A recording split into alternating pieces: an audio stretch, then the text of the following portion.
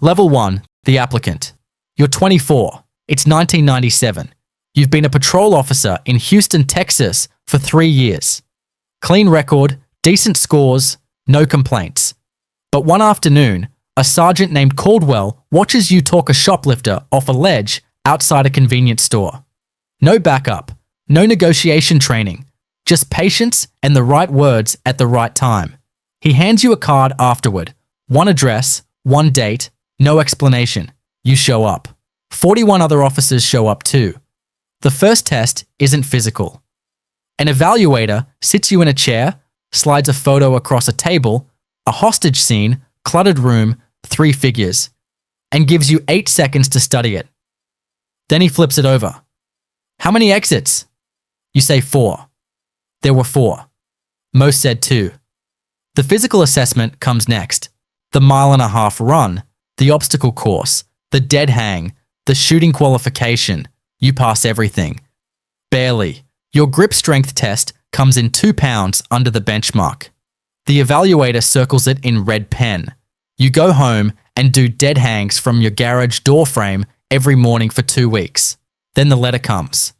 Conditional acceptance. You don't celebrate. You understand what conditional means.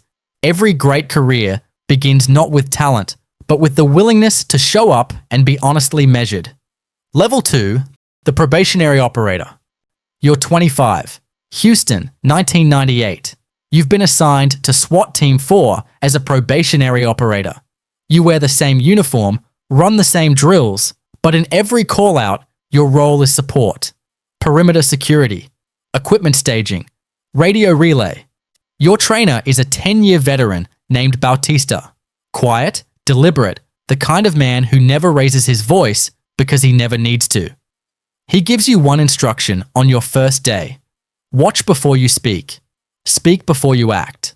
For 4 months, you watch. You watch how the entry team stacks at a door, how the point man reads a threshold before crossing it, how the rear guard maintains spacing without being told. You study it the way you once studied for exams, except now the consequences of failing aren't a bad grade. One Tuesday evening, the team is called to a barricaded domestic situation in a second-floor apartment. You're assigned perimeter on the northeast corner. Nothing happens on your corner. The situation resolves through negotiation in 40 minutes. Bautista finds you afterward. You stayed in your lane, he says. That's harder than it sounds. You don't fully understand it yet, but you remember it. Discipline in the background is what makes the foreground possible. Level 3, the operator. You're 27. Houston, 2000. You've run 43 call-outs, mostly barricaded suspects, a few warrant services, 2 hostage situations that resolved before entry. You've never fired your weapon on an active scene. Then comes the warehouse. An armed robbery suspect has barricaded himself inside a commercial storage facility near the port of Houston. Intelligence says he's armed with a semi-automatic rifle and has fired at 2 officers on approach. The team prepares a deliberate entry.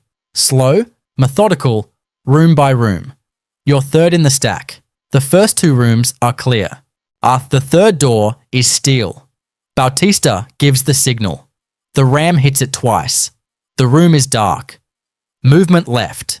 You clear your sector. Your teammate clears his. The suspect surrenders at gunpoint in the far corner.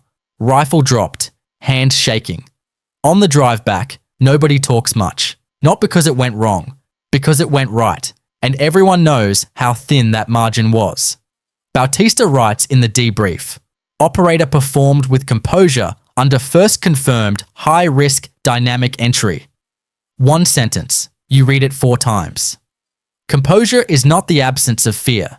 It is the decision to move correctly despite it. Level 4. The breacher. You're 29. Houston, 2002. You've become the team's most reliable entry specialist. You know doors the way a surgeon knows anatomy. Hollow core, solid wood, steel frame, hinged weak side, magnetic lock, reinforced deadbolt. Each one has a solution. Your job is to know the solution before you're standing in front of it. You cross-train with a DEA entry team for 6 weeks. You spend time with a structural engineer learning load-bearing walls, hidden stairwells, floor weakness. You take a course in explosive breaching, a last resort, but a tool you need to understand. One November evening, your team is called to a fortified drug house in a residential block. Intelligence has confirmed a barricaded armed suspect inside a room with a steel-reinforced door and a barricaded window. Previous entry attempts on similar structures had failed. 2 teams had pulled back. You study the building schematic for 12 minutes. You identify a secondary interior wall adjacent to the reinforced room. Standard drywall, but no steel backing. You recommend an offset breach through the weaker adjacent wall rather than fighting the fortified door directly. The team leader approves it. The entry takes 11 seconds. Afterward, a detective shakes your hand in the hallway. How did you know? You shrug. I stopped looking at the hard door and started looking at everything next to it. The breakthrough rarely comes through the obstacle directly in front of you. It comes from understanding everything around it. If this kind of story moves you, hit that like and subscribe button. There's more where this came from. Level 5, the sniper. You're 31. Houston, 2004. You cross-train into the sniper element. Not because you're tired of entry work, but because your team commander, Lieutenant Ferreira, or tells you the team needs someone who understands both sides of an operation. An entry specialist who thinks like a sniper is twice as dangerous in a planning room, he says. You partner with a sniper named Okafor. Calm, almost unnervingly so. He eats sunflower seeds during briefings and never misses a detail. Your role as observer is to call wind, log positions, track subject movement, and communicate targeting data without ever touching the trigger. The first extended call-out lasts 9 hours. A kidnapping suspect has taken a family member inside a 1-story home on a residential street. Your hide site is a neighbor's attic. Cramped, insulation dust in your lungs, August heat turning the space into a furnace. You do not move. At hour 7, the suspect appears in a window for 4 seconds. You log it. Subject visible. Northeast window, 4 partially obscured, no clean angle. You relay it calmly. Okafor confirms. The situation resolves through negotiation. No shot is fired. On the debrief sheet, your 9 hours are summarized in 2 lines. That's when you understand something fundamental about this role. The most powerful position is often the one nobody notices. Invisible preparation is still preparation. Level 6, the Crisis Negotiation Liaison. You're 34. Dallas, Texas, 2007. You've transferred to a larger regional SWAT unit following a departmental restructuring. Your new assignment is a hybrid role. Tactical operator with formal crisis negotiation unit liaison responsibilities. You bridge the gap between the negotiators talking on the phone and the operators staged at the door. Your trainer in negotiation work is a psychologist named Dr. Ellison, a civilian consultant with 20 years of hostage resolution experience. She has never worn a vest. She has talked 14 people off ledgers. You spend 8 weeks learning the architecture of a conversation in crisis. Active listening, behavioral labeling, the strategic use of silence, how to slow someone's breathing through the rhythm of your own voice. The first time you use it operationally, you're 40 feet from a man who hasn't slept in 3 days, standing in the middle of a freeway overpass. You don't rush him, you match his pace. You ask about his daughter, whose name you learned from the first responder's notes 12 minutes earlier. He talks for 41 minutes. He steps back from the railing. Afterward, Dr. Ellison finds you in the staging area. You listened with your whole body, she says. You think about every call-out where listening had saved more than the rifle ever could have. Strength without communication is force. Strength with communication is resolution. Level 7, the team leader. You're 38. Dallas, 2011. You've been promoted to SWAT team leader, responsible for 11 operators, pre-mission planning, tactical coordination, and post-incident review. You've stopped counting call-outs. You've started counting decisions. Your first major call-out as team leader is a school threat situation. A credible armed intruder report at a high school in Garland, 40 minutes outside Dallas. 300 students in lockdown. Incomplete intelligence. 2 possible suspect locations inside the building. You make a call that isn't in the manual. Or you split the team into 2 4-person elements and keep a 3-person command and support unit mobile between both. It violates standard 2-element protocol.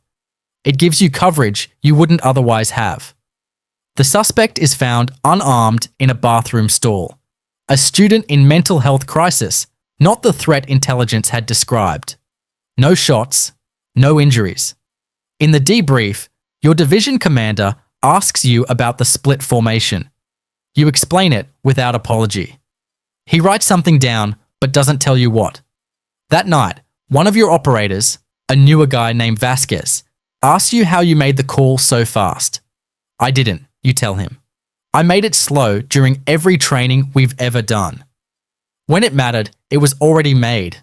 Leadership is not the ability to decide under pressure, or it is the result of every decision you made before the pressure arrived. Level 8, the tactical commander. You're 43. You've been appointed tactical commander of a multi-jurisdictional SWAT unit covering 4 counties in North Texas. You oversee 3 teams, a negotiation unit, a logistics division, and a training cadre. You attend more meetings than call-outs now. Some days that frustrates you. Then you remember Ferreira's words from 12 years ago. In 2016, your unit is activated for a coordinated response to a large-scale barricade situation involving multiple suspects across 2 adjacent properties. Local police, county sheriff, and federal agents are all on scene. Everyone has a different mandate. Nobody has a unified command. You spend the first 40 minutes not issuing tactical orders. You're building a shared operating picture, getting every agency on the same radio channel, establishing a single decision authority, removing the friction before the mission begins. It takes longer than anyone wants. It works better than anything else would have. The situation resolves in 6 hours. No casualties.